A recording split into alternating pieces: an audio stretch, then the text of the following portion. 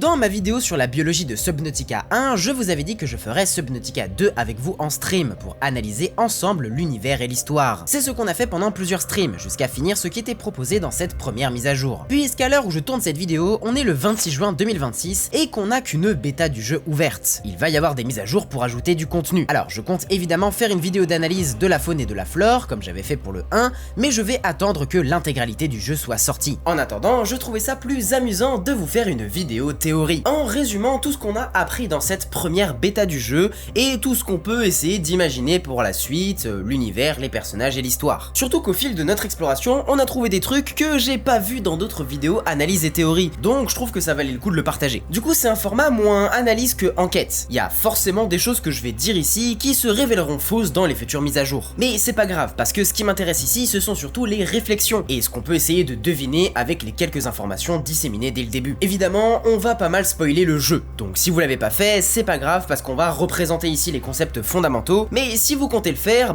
allez cliquer plutôt sur cette vidéo en attendant de le finir. Qu'est-ce qui a causé le crash du vaisseau La Cigale et qu'est-il arrivé aux humains? Qui sont les survivants et où sont-ils? D'où viennent les civilisations des Axum, des Scories, et pourquoi ont-ils disparu? Quelle est la nature de l'arbre-monde et du virus qui contamine toute la planète? Qui est Dark Eywa qui a l'air de contrôler tout ce monde? Et surtout, qu'est-ce qu'on peut attendre pour la fin du jeu?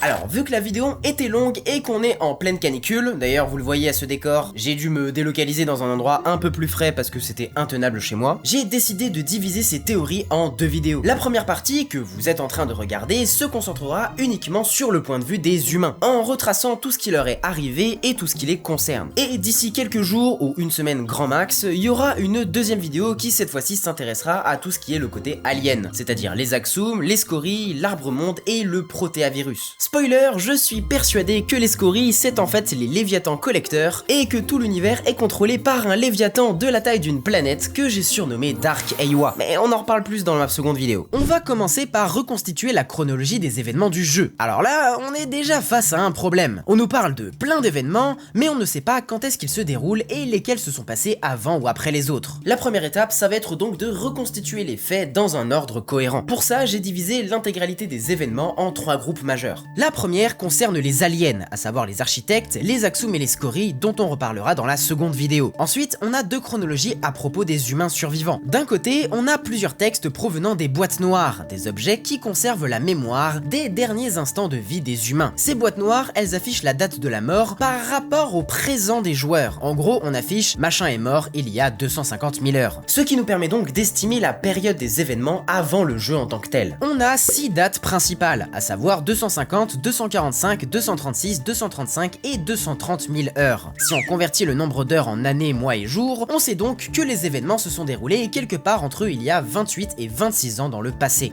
De l'autre côté, on a d'autres textes qui sont, eux, des carnets de bord et journaux intimes. Eux, ils sont datés avec un numéro de jour. On a des textes écrits au jour 585, 620, 665, 755, 758, etc. Alors, on n'a pas confirmation de ce que représente vraiment le jour numéro 1, à part que le jour numéro 1, c'est celui qu'on retient, celui qui s'efface quand tu meurs en place. Mais je pense pas prendre de risque en considérant que c'est la date du crash du vaisseau, ou en tout cas le moment où les colons humains se sont réveillés sur cette planète après le crash. Du coup, ce qu'il faut qu'on trouve, c'est estimer à peu près quand est-ce qu'a eu lieu le crash, en raccordant les deux chronologies, celle des boîtes noires et celle des journaux de bord. Et ça, c'est possible grâce à un texte. Dans les boîtes noires, on sait qu'il y a 235 000 heures, soit environ 26 ans et 302 jours avant le début du jeu, il s'est passé un grave événement, une explosion et l'exploration de grottes thermales, qui a conduit à la mort de plusieurs humains. On reviendra sur cet événement juste après. En tout cas, dans ces grottes thermales, on trouve une unité NOAA, c'est-à-dire l'intelligence artificielle qui gère la colonie des humains, qui nous transmet un journal de bord d'une certaine Twinkle. Twinkle, elle parle de ces événements, de l'explosion et de la mort de ses camarades dans les grottes. Et elle date ces événements au jour 758. Ce qui veut dire que dans la chronologie, le jour 758 après le crash s'est déroulé il y a 235 000 heures avant le réveil de notre personnage au début du jeu. Ça va, vous suivez toujours? En tout cas, maintenant qu'on a ce lien entre les deux chronologies, il suffit de convertir toutes les dates et on arrive à une histoire cohérente, celle que je vais vous raconter. Il y a environ 29 ans, le vaisseau de la Cigale s'écrase sur la planète Proteus. Alors je dis planète, mais comme on le verra plus tard, on est surtout sur le satellite de cette grosse planète à anneaux qu'on voit dans le ciel. Le vaisseau, il est envoyé vers une planète appelée Zezura, pour y établir une colonie avec 40 000 colos en cryogénisation. Pour le lore, la bactérie Kara qu'on voit voit dans le premier jeu Subnautica s'est répandu dans l'univers, à cause des mutations génétiques sur des monstres qui ont partiellement décimé l'humanité, ce qu'on peut voir aussi dans d'autres jeux du studio qui ont codé les Subnautica. Du coup, les corporations qui gouvernent la Terre et l'espace humain de manière générale ont décidé d'envoyer des vaisseaux dans tous les sens pour y établir des colonies là où la bactérie ne pouvait pas les atteindre. Et la cigale en faisait partie. D'ailleurs, je suis en train de me dire que si le vaisseau s'appelle la cigale, c'est parce qu'il y a un bail de famine derrière, un peu comme la cigale et la fourmi. Enfin bref, il y a un lien avec la bouffe, vous allez voir. Et pour info, la planète Zezura, le nom fait référence à une oasis mythique. On ne sait pas pourquoi la cigale a dérivé de sa trajectoire et s'est crashée sur Proteus, qui n'était pas du tout sa destination. On apprend que la planète se trouve à plus de 20 000 années-lumière de la Terre. Autrement dit, personne ne pourra nous sauver, et construire une fusée ne sert à rien, contrairement à Subnautica 1, où la planète 4546b était relativement proche de la civilisation humaine. La première question qui reste en suspens est donc celle-ci. Qu'est-ce qu'on fout ici? Pourquoi est-ce que la cigale a dévié de sa trajectoire et s'est échouée sur cette planète? Dans le jeu, on a deux personnages qui se sont posé la même question et qui nous fournissent des théories. La première vient d'une certaine Naïma, qui propose qu'on ait traversé sans faire exprès un portail de phase non humain. Les portails de phase, pour rappel, ce sont les téléporteurs géants dans l'espace qui permettent aux vaisseaux spatiaux de se déplacer d'un point à un autre. C'était d'ailleurs l'objectif de notre vaisseau dans Subnautica 1, aller très loin pour fabriquer un téléporteur géant et permettre à d'autres vaisseaux de se téléporter vers nous. Sauf qu'ici, comme on est très loin de tout ce que l'humanité aurait pu explorer, bah c'est forcément pas eux qui auraient construit le portail. La théorie, ce serait donc qu'on ait traversé un portail de phase alien, probablement des architectes, la civilisation disparue du premier jeu. La deuxième hypothèse, qui est pas incompatible avec la première, c'est donnée par Sophie Boucher. Selon elle, la cigale aurait peut-être trouvé une trace de civilisation alien, les architectes donc, et vu que cette civilisation est très intéressante pour les corporations humaines, comme Altera, bah le vaisseau a dévié volontairement pour aller enquêter. Récupérer des technologies aliens, c'est plus intéressant que d'établir une colonie d'humains, et quand on y réfléchit, c'était déjà un peu le scénario de certains films de la licence Alien. Ah oui, d'ailleurs, dès le début du jeu, on a le manifeste des colons, c'est-à-dire la liste de toutes les personnes réveillées par Noah. Noah, comme on l'a dit, c'est l'intelligence artificielle qui gère le vaisseau de la cigale, et c'est lui qui choisit qui faire sortir de cryogénie et qui ressusciter. Toutes les boîtes noires et les textes qu'on peut trouver dans le jeu proviennent de ces 26 colons. Et on va garder cette liste de côté pour déterminer au fur et à mesure qui est encore vivant, qui est définitivement mort et ceux dont le sort est encore inconnu. Bref, on va faire une enquête un peu comme dans le jeu vidéo Return of the Obra Dinn que si vous n'avez pas fait, je vous encourage vivement à faire. Donc voilà, on a 26 noms, 26 humains dont on doit déterminer qu'est-ce qui leur est arrivé. Revenons donc au crash de la cigale. Il y a 29 ans, les humains s'écrasent sur la planète. 26 colons sont réveillés par l'IA appelée Noah pour essayer de bâtir les bases de la colonie. Ils n'ont aucun souvenir du crash. Problème, la planète Proteus est très toxique. L'atmosphère et l'océan sont ultra riches en métaux lourds qui sont toxiques pour l'humanité. Plomb, cuivre, mercure, titane, arsenic, cadmium et bien d'autres empoisonnent l'océan. Et bien sûr, la faune et la flore, habituées à leur propre planète, sont aussi toxiques, ce qui fait que les humains ne peuvent pas se nourrir et digérer les organismes locaux. Ça c'est un truc dont on reparlera plus en détail dans la vidéo complète sur l'univers de Subnautica 2. Mais c'est vraiment très cool qu'ils aient différencié Proteus de la planète qu'on peut explorer dans le premier jeu. Là-bas, on pouvait se nourrir facilement de toutes les espèces aliens qu'on croisait, ce qui était pas très cohérent vis-à-vis de la génétique humaine. Là, on sent l'aspect inhospitalier de la planète, et il y a un vrai effort qui a été fait sur la géologie et la composition de l'atmosphère, donc c'est vraiment très cool. Alors, les métaux lourds, ça va être pratique pour fabriquer des objets et construire rapidement des bases d'opération. Mais pour se nourrir, bah,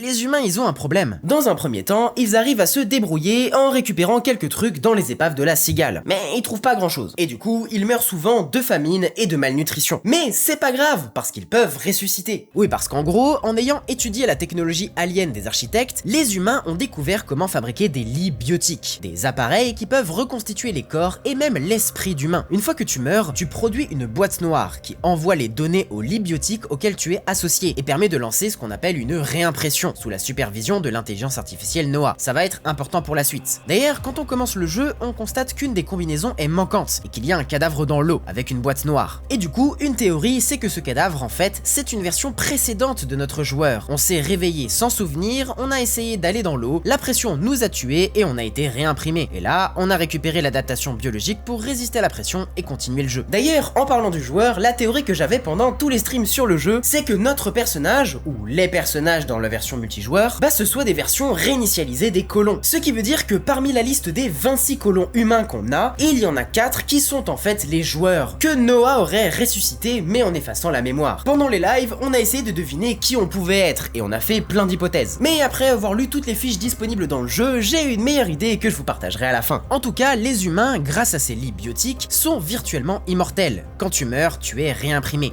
Les colons enchaînent donc leur nouvelle vie sur Proteus. Ils meurent souvent de faim et on nous dit que personne n'a pu tenir plus de 3 mois. Mais une décision de Sophie Boucher autorise le recyclage des cadavres comme source d'engrais. Tout se passe plus ou moins bien pendant environ 4 mois, jusqu'au jour 133, soit 250 000 heures avant le début du jeu. Là, c'est le début des emmerdes, et surtout le moment où les boîtes noires ont arrêté d'être récupérées par les versions réimprimées des colons. Le monde commence à être trop dangereux, et on commence à perdre des informations dans la nature. Au jour 133, donc, il y a deux événements majeurs qui se passent à peu près en même temps. Tout d'abord, une certaine Anita commence à entendre des voix. Elle est atteinte de ce qu'on appelle le syndrome de Macefield, une maladie apparemment provoquée par l'empoisonnement aux métaux lourds et qui cause la folie et des hallucinations. Du moins, c'est ce qu'on croit au début. Ces hallucinations ont poussé Anita à penser que si elle offrait son corps à la planète lui offrirait en échange un moyen de se nourrir à son tour. Anita va donc volontairement se donner la mort en face de ce qu'on appelle un cténophore ailé, en absorbant du xénon directement depuis ses réserves d'oxygène. Les cténophores ailés, ce sont des organismes essentiels dans le jeu puisqu'ils modifient notre ADN et nous donnent des pouvoirs. Comment modifient-ils notre ADN? Eh ben, on en parlera dans ma deuxième vidéo. Mais pour le moment, on peut remercier Anita parce que c'est grâce à elle qu'on peut survivre. Le deuxième événement, c'est la mort de Udal Singh. Lui, il a été empalé par une lance de métal. On n'en dit pas plus, mais ce type de mort, on va la retrouver plus tard, puisque ce sont des lances de scories, une espèce alien indigène très importante. On sait pas encore à quoi il ressemble, mais j'ai ma petite idée sur la question. Ce qu'on sait en revanche, c'est que les scories vivent en société et utilisent des outils. On peut visiter les ruines d'un village au-dessus des grottes thermales. On sait aussi qu'ils ont commencé à piller les morceaux d'épave de la cigale pour récupérer des matériaux et construire leur propre maison avec. Et à cet endroit, près d'une créature géante et fixe, on trouve une sorte d'autel religieux sur lequel se trouvait un morceau de lithium. Est-ce que le monstre est une sorte de divinité? Est-ce que le lithium est une offrande? On sait pas. Singh est mort seul, mais il a été réimprimé avec toute sa mémoire. Donc il a probablement raconté à ses camarades ce qui s'était passé. Et c'est à ce moment qu'on a le premier vrai contact entre la civilisation humaine et une espèce alien avancée. Parce que oui, en vrai, les humains, ils ont trouvé les ruines des architectes, mais n'en ont jamais rencontré un de vivant. Il y a juste l'héroïne du jeu Below Zero qui a permis d'en ressusciter un, mais à l'échelle de l'humanité, les architectes restent une espèce disparue et inconnue. Donc pour les gens, la rencontre avec les scories, c'est le premier contact officiel entre l'humanité et une espèce alien dotée d'une société. En tout cas, 6 mois après ces deux événements, environ au jour 342, on a une nouvelle mort importante. Celle de Malk Tsipora, surnommée Zip. Elle avait aussi le syndrome de Macefield, tout comme Anita, et elle était irrésistiblement attirée par un endroit. Sauf qu'au lieu d'être un cténophore ailé, c'est une grotte thermale, à côté du village Scorie. Parce que oui, maintenant qu'ils ont découvert la civilisation, ils sont allés explorer les ruines du village, et au fond de la grotte, ils ont trouvé un perforoche, un gros organisme qui ressemble à une racine. Pour simplifier, je vais arrêter de dire perforoche et juste parler de racines ou de racines d'arbre-monde, puisqu'on découvre en effet que ce sont les racines de ce truc qu'on voit dès les premières minutes du jeu et qui s'appelle arbre-monde. Dans un texte, on nous montre que Zip, dans sa folie, a essayé de convaincre plein de ses camarades d'aller dans la grotte. Problème, elle s'est approchée de la racine, a convulsé, est entrée en transe et est morte asphyxiée. Et quand elle a été réimprimée, Zip a été réinitialisée et a perdu la mémoire. C'est une décision de Noah, l'intelligence artificielle, qui a jugé trop dangereux de la ramener à cause de sa forte contamination à un virus. Parce que oui, là ça fait environ 1 an que les colons sont arrivés sur la planète, et pendant ce temps, petit à petit, ils ont été contaminés par un virus appelé Proteavirus. Parce que, c'est le virus de la planète Proteus. Ce virus, il est partout dans l'océan et se transmet dès qu'on entre en contact avec l'eau. Les colons commencent à se demander si c'est pas ce virus qui serait la source du syndrome de Macefield, et pas l'empoisonnement aux métaux lourds. Zip a donc perdu la mémoire. Vu qu'elle ignorait tout de son environnement, elle est remorte comme une merde électrocutée par une espèce locale, mais cette fois, elle a été réimprimée normalement. Sa réinitialisation a été très mal vue par ses camarades, beaucoup ont été choqués. Ça veut dire que maintenant, s'ils meurent, ils vont pas juste ressusciter. Noah peut décider de supprimer leurs souvenirs et les contrôler à sa guise. Beaucoup en viennent à se demander si l'intelligence artificielle ne commence pas à déconner. L'horreur grimpe d'un cran. On a notamment 2 réactions importantes. D'un côté, Naïma, dont on a déjà parlé. Naïma, c'est une pessimiste un peu rebelle, qui commence à se méfier de Noah. Elle a l'impression d'être son esclave et de n'être considérée que comme une main-d'œuvre. D'ailleurs, on sait aussi que Naïma s'est fait attaquer par un calamar vampire, un parasite efflorescent qui pourrait l'avoir contaminée avec le syndrome de Macefield. L'événement n'est pas daté, mais je pense que ça s'est passé avant la mort de Zip.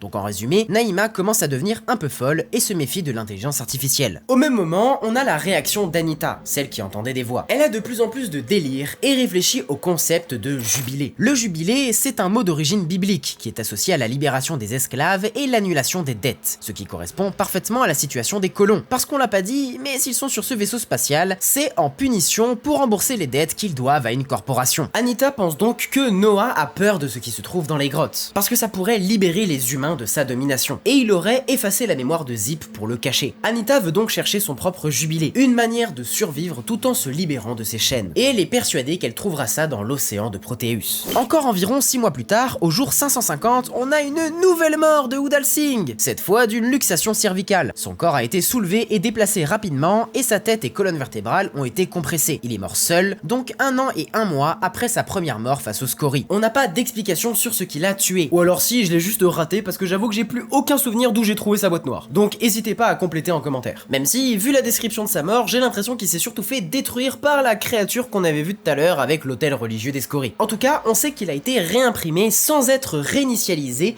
malgré le fait qu'il était contaminé au métaux lourds et au protavirus. Donc on suspecte qu'il avait aussi le syndrome de Macefield. 1 mois plus tard, au jour 585, on a un journal signé par Sophie Boucher, qui fait mention de ses inquiétudes. Pour elle, Noah n'a aucun problème, et au contraire la seule source de certitude dans ce monde corrompu. Elle parle aussi de Anita et du développement du jubilé. Ah oui, et au passage, pour éviter d'être contaminée par le protéavirus, Sophie se recycle tous les jours. Tous les jours, elle meurt volontairement et se réimprime parce qu'elle est persuadée que ça repousse la maladie. Alors, c'est son corps, c'est son choix, elle fait ce qu'elle veut avec, mais je suis pas convaincu qu'elle aille mieux que les malades. Bref, on apprend donc que Anita a créé un groupe religieux appelé le Jubilé et centré autour des adaptations des cténophores ailés. Et c'est là qu'on va reparler des adaptations. Dans le jeu, les cténophores ailés nous permettent d'obtenir des pouvoirs. En gros, l'organisme prend notre ADN et le mélange avec d'autres ADN, et on peut donc récupérer des pouvoirs d'autres organismes. Alors c'est très grossièrement résumé, mais on en reparlera plus en détail dans la deuxième vidéo théorie. Je pense qu'après sa première mort, Anita est retournée voir le cténophore et a retenté l'expérience. Mais cette fois, comme le cténophore s'est nourri de son cadavre, il a volé un peu de son ADN et l'a mélangé avec les autres ADN de Proteus. Donc, grâce à sa mort, les colons ont pu utiliser les cténophores pour modifier leur propre ADN et avoir des mutations, notamment une qui fournit des enzymes pour digérer la faune locale. Là, c'est clair, le protéavirus est partout et agit comme un médiateur entre la biologie humaine et la biologie protéenne. En termes plus clairs, depuis quelques semaines ou quelques mois, certains humains sont devenus capables de boulotter les espèces locales et ainsi éviter la famine.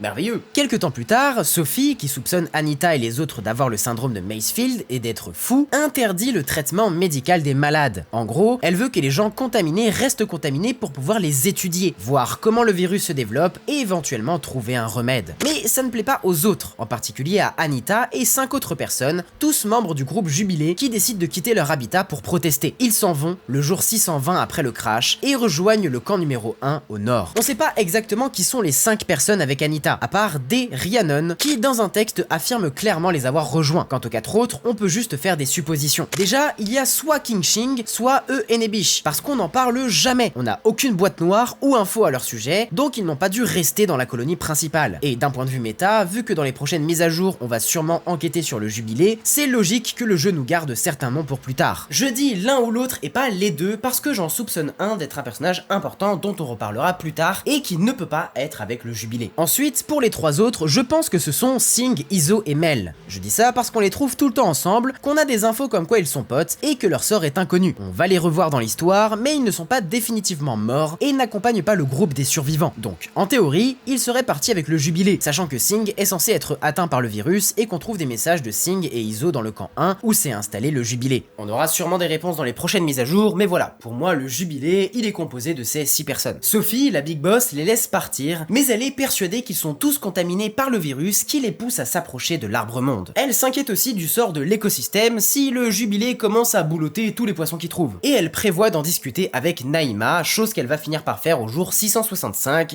quand même un mois plus tard. Au cours de la discussion, Naïma révèle qu'il manque à la planète la production primaire indispensable à sa survie. C'est quelque chose qu'elle avait découvert au jour 400, en examinant le cycle de vie des méduses de la planète qui sont en train d'empoisonner l'eau. En gros, tout l'écosystème repose sur l'absorption de matière morte. Il n'y a pas de micro-organismes comme des vers de terre ou des plantes qui peuvent créer de la nouvelle matière organique. Oui, parce qu'on en reparlera dans la vidéo bilan sur l'univers, mais il n'y a aucune plante dans toute l'intégralité de la planète. Tout ce qu'on voit, ce sont des organismes ressemblant à des animaux. Des méduses, des anémones et des coraux, mais pas une seule plante. Et du coup, il n'y a aucun être vivant capable de créer de la matière organique à partir du sol. Les habitants de ce monde sont obligés de s'entre-dévorer. Selon Naïma, c'est pas juste les jardins de coraux qui sont en train de mourir, c'est toute la planète entière. Et si les humains commencent à bouffer les poissons, ça va juste accélérer les choses. Parenthèse intéressante. Dans le jeu, j'ai l'impression que les ressources, notamment les poissons et les limaces hydrophores dont on se sert pour se nourrir et boire, ils ne repopent pas. Ils sont en nombre limité dans le jeu. C'est une impression que j'ai partagée avec certains des viewers. En gros, plus tu manges de poissons et bois des limaces hydrophores, moins tu en trouves. Plus le jeu avance, plus t'es obligé d'aller très loin pour en trouver, et autour de ma base,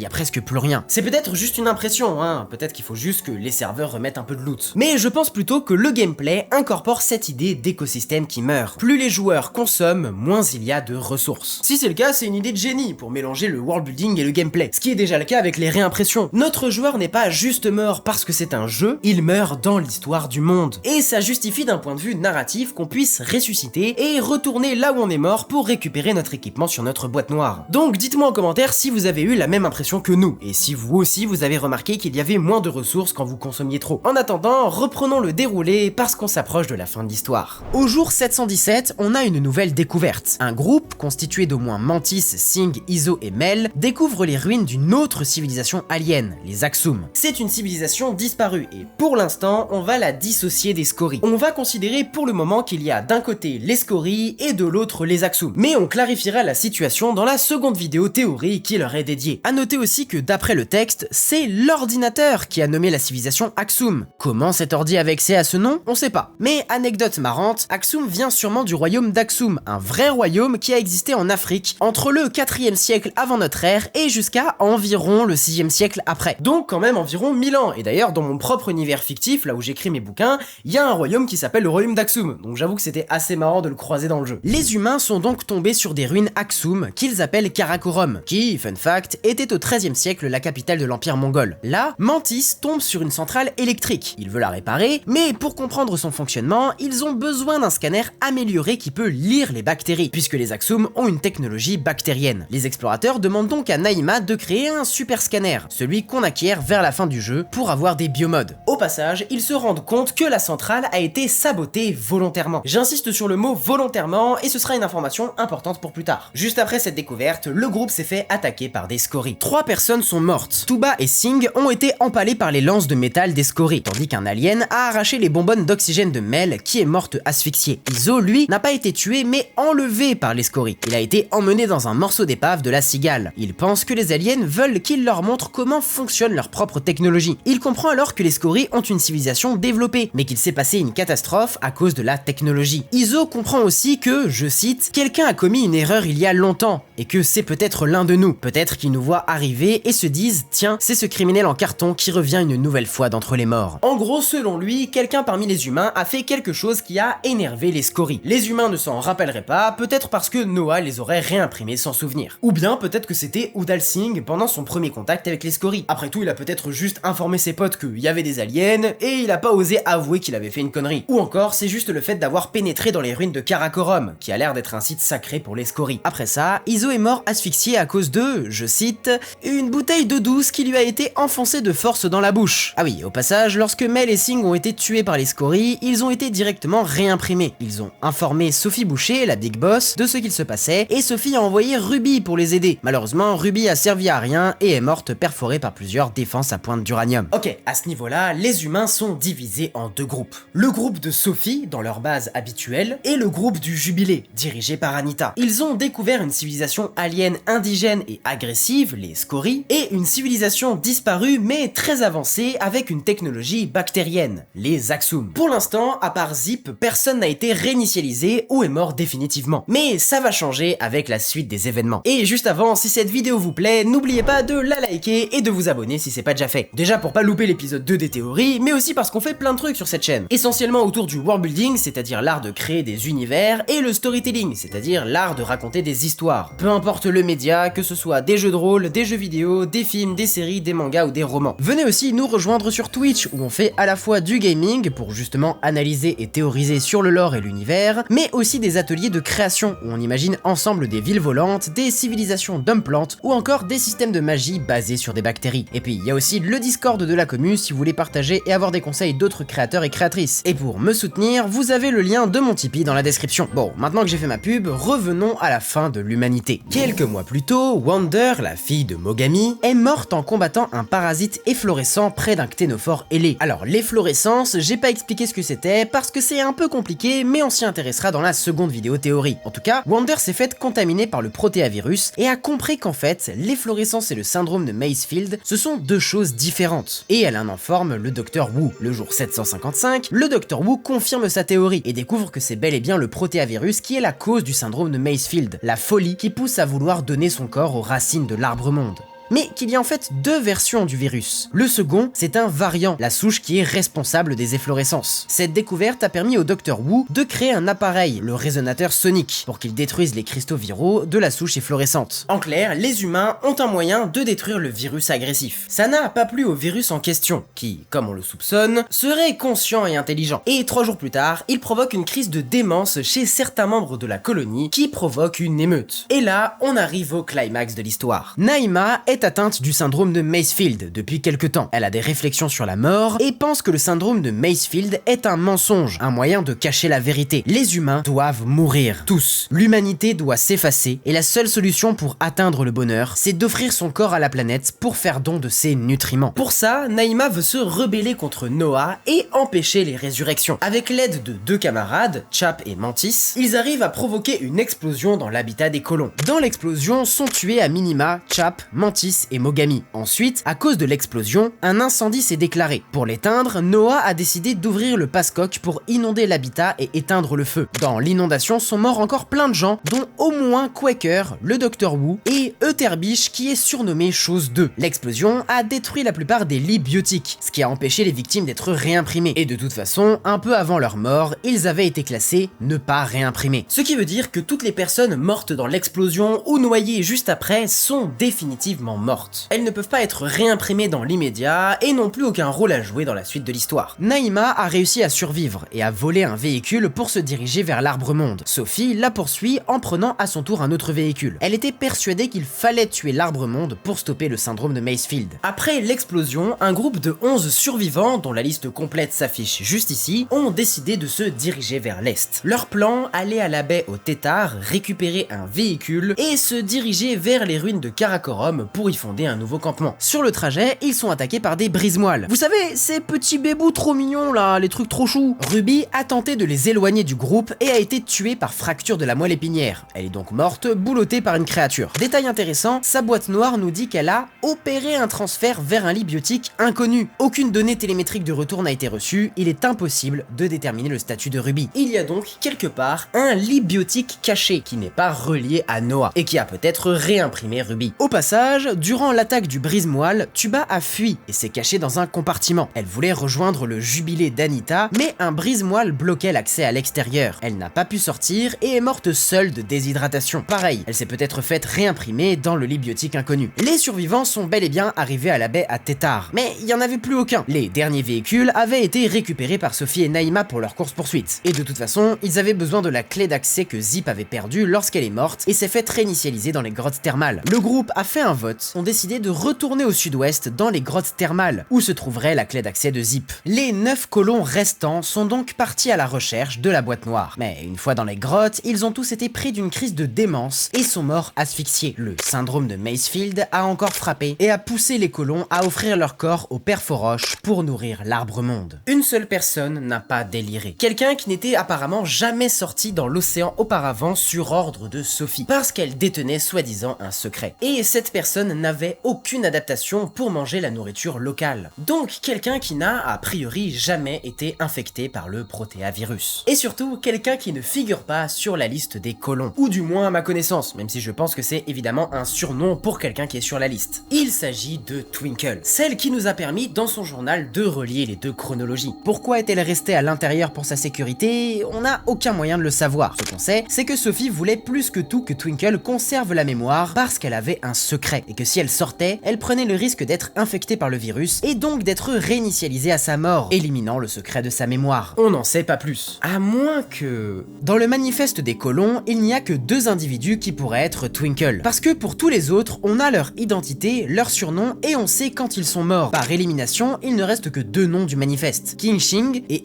Enebish. L'un peut être Twinkle et l'autre forcément parmi le jubilé. Alors je me suis aussi dit à un moment donné que Twinkle était peut-être un 27e passager, un colon qui ne serait pas dans la liste des 26. Mais on sait que Noah a strictement gardé cette liste des personnes réimprimées, ce qui m'a conduit à une autre idée. Twinkle est peut-être le cadavre d'un colon mort qui se serait réveillé. Dans un texte, on évoque qu'il est techniquement possible qu'un individu soit réimprimé, mais que son ancien corps se réveille entre-temps. On ne nous dit pas ce que ça peut impliquer, mais en théorie, c'est possible. Et dans le jeu, on trouve un personnage qui s'appelle Euterbish, surnommé Chose 2, comme s'il y en avait 2 exemplaires. Est-ce que Twinkle est un 27e colon? Est-ce que Twinkle ne serait pas mort face à un scorie? Son corps a été réimprimé sous l'identité de Chose 2, mais plus tard, Twinkle s'est réveillé dans son premier corps, ce qui donnerait 2 versions d'un même individu, et c'est peut-être ça le secret de Twinkle, ce que Sophie veut cacher. Ok, ça paraît chelou, mais je vous jure que c'est crédible. Je pense que c'est pas exactement la réponse parce qu'il y a des contre-arguments évidents. Déjà, j'ai découvert un texte après le montage de cette vidéo où on peut lire un dialogue entre Chose 1 et Chose 2. Ça a l'air d'être des jumeaux. Vu qu'on sait que Chose 2 c'est Euterbish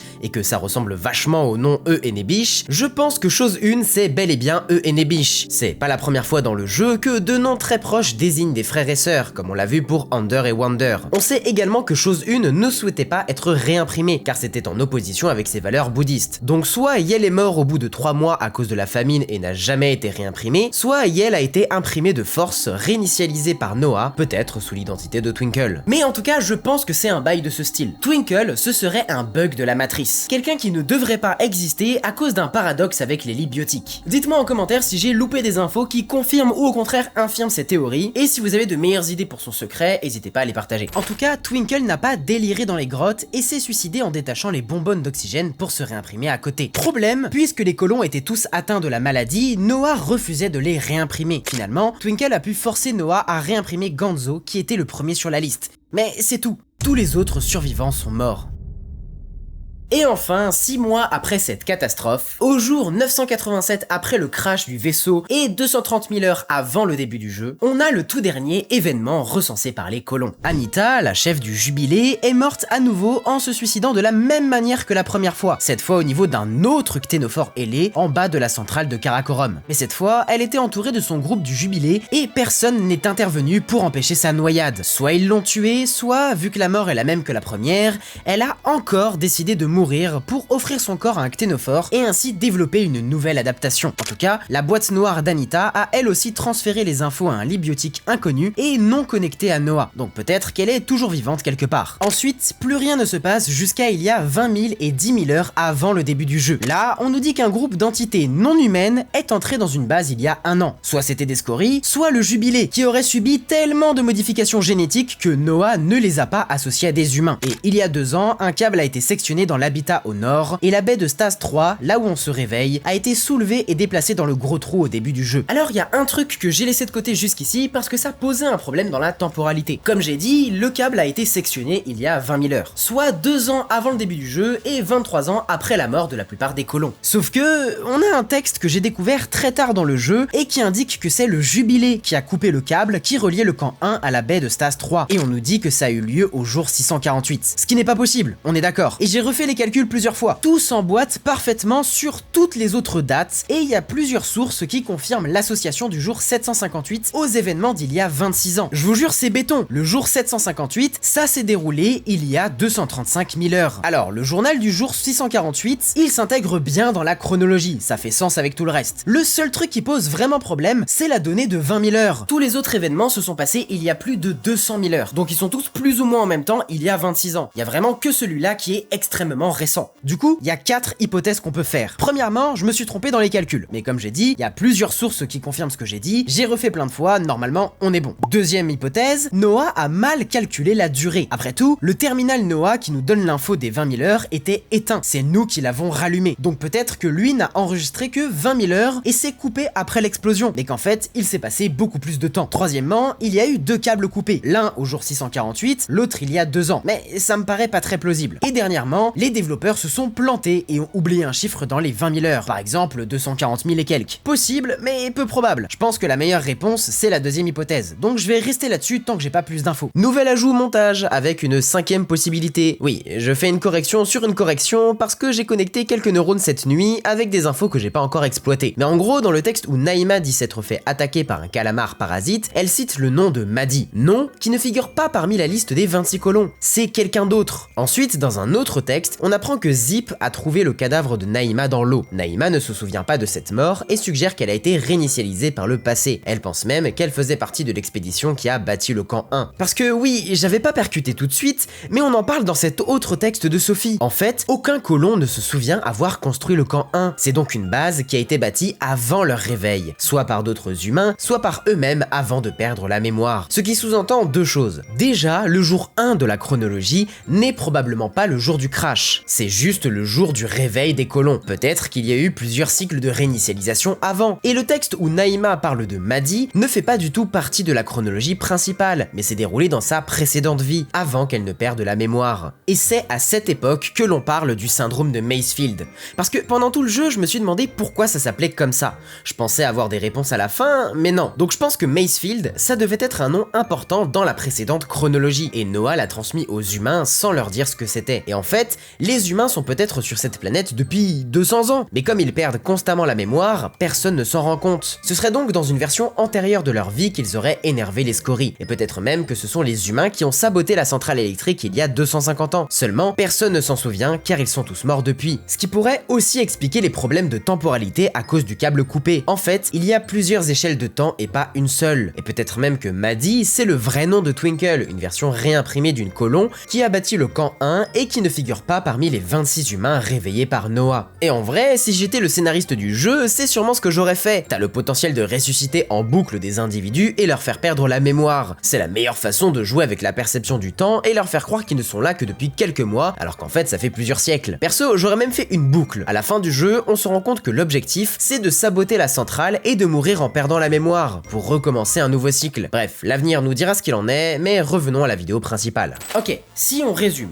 les humains sont arrivés il y a entre 29 et 30 ans sur Proteus. En l'espace de 3 ans, il s'est passé beaucoup de choses et un paquet de gens sont morts. Voici à l'écran toutes les personnes qui sont considérées comme définitivement mortes parce qu'on ne peut pas les réimprimer. Maintenant, voici les survivants de ces incidents, qui sont peut-être morts depuis, mais en tout cas qui ont survécu aux événements qu'on connaît. D'un côté, Naïma et Sophie sont quelque part au niveau de l'arbre-monde, peut-être au complexe Xanadu, dont on reparlera dans la prochaine vidéo. De l'autre côté, on a Anita et le groupe du Jubilé. Eux, on ne sait pas où ils sont et ce qu'ils ont fait, mais on sait qu'ils se dirigeaient aussi vers l'arbre-monde. On a également Twinkle et Gonzo qui sont à la recherche du Jubilé, donc probablement eux aussi au niveau de l'arbre-monde. Ruby et Tuba sont morts, mais comme dit dans leur boîte noire, ils peuvent potentiellement être réimprimés dans un lit biotique qui nous est encore inconnu, mais que je suspecte être en possession du Jubilé, donc quelque part au niveau de l'arbre-monde. Et tout ça, ça nous amène au début du jeu, où on se fait réveiller par Noah, qui nous dit qu'il nous a imprimés parce qu'il a perdu la trace de ses colons. Je rappelle qu'on est 26 ans après les faits. Pourquoi il nous réveille seulement maintenant? Eh ben, le plus logique, c'est de considérer que pendant 26 ans, il y avait encore au moins un colon actif sur la planète. À minima, un survivant pendant plus de 20 ans. Et ce dernier colon a disparu quelques heures avant le début du jeu. Qui était-il? On le découvrira sûrement à la fin du jeu. Mais déjà, on va essayer de déterminer qui est le joueur. Ou plutôt, qui sont les 4 joueurs, puisque Subnautica 2 est prévu comme un jeu multijoueur. Pour moi, il y a 2 possibilités.